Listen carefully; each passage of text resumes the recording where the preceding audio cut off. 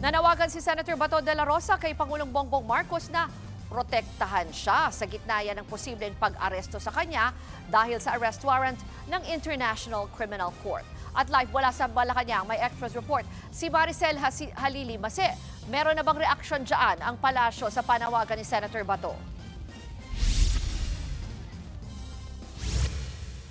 Yes, Ruth, nagsalita na nga ang Malacanang tungkol sa muling pagpapakita ni Senador Bato de la Rosa sa Senado matapos ang ilang buwang pagtatago nito kasunod nga nung sinasabing pag-issue ng arrest warrant ng International Criminal Court laban sa kanya.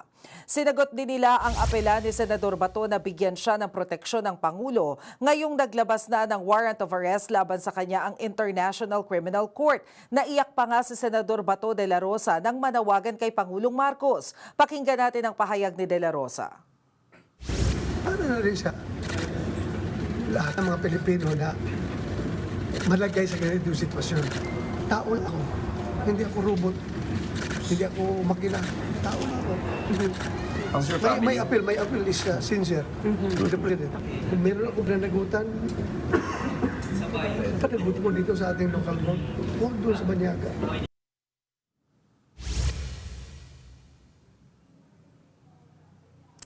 Ang sagot siya ng palasyo kahit naman ang mga biktima ng extrajudicial killings, humihiling din ang proteksyon mula sa pamahalaan. Ito ang binigyang diin ni Palace Press Officer kasunod nga ng panawagan na yan ni Senador Bato de la Rosa. Ito ay sa harap ng reklamong kinakaharap niya sa ICC dahil sa pagkakasangkot nito sa sinasabing crimes against humanity habang pinatutupad ang drug war noong panahon ni dating Pangulong Rodrigo Duterte kung saan siya nagsilbi bilang hepe ng Philippine National Police. Sabi ni Jose Castro, lahat naman ng Pilipino ay bibigyang proteksyon ng gobyerno base sa itinakda ng batas. Sakaling maaresto raw ang senador, ibibigay sa kanyang lahat ng karapatan ng isang akusado. Naritong sinabi ni Jose Claire Castro.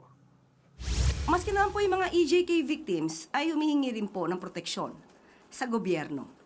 So, ang akusadong katulad ni Senator Bato ay humingi ng proteksyon. Lahat naman po ay bibigyan ng proteksyon na naaayon sa batas.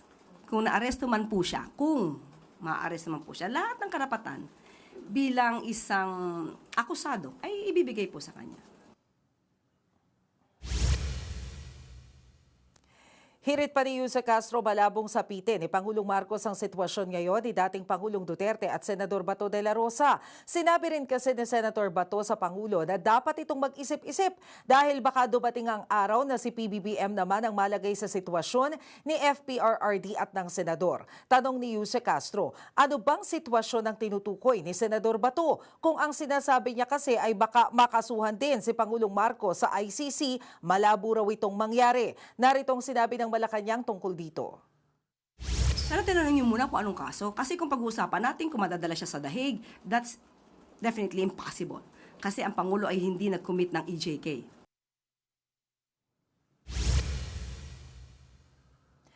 Tumanggi naman magkomento ang Malacanang sa timing ng paglabas ni Senador Bato sa Senado kahapon. Natapat kasi ito sa botohan ng Kongreso tungkol sa impeachment laban kay Vice President Sara Duterte at sa pagpapalit ng liderato ng Senado. Pero may iniwang mensahe si Jose Castro kay Senator Bato de la Rosa. Narito ang kanyang mensahe.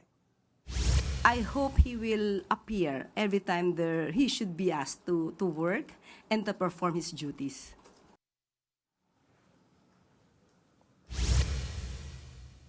Ruth, tungkol naman doon sa naging pahayag ni Vice President Sara Duterte kung saan sinabi nga ni VP Sara na mali itong pag-i-issue ng arrest warrant laban kay Senator Bato at kung meron mang in-issue ang ICC, dapat idaan muna ito sa local court.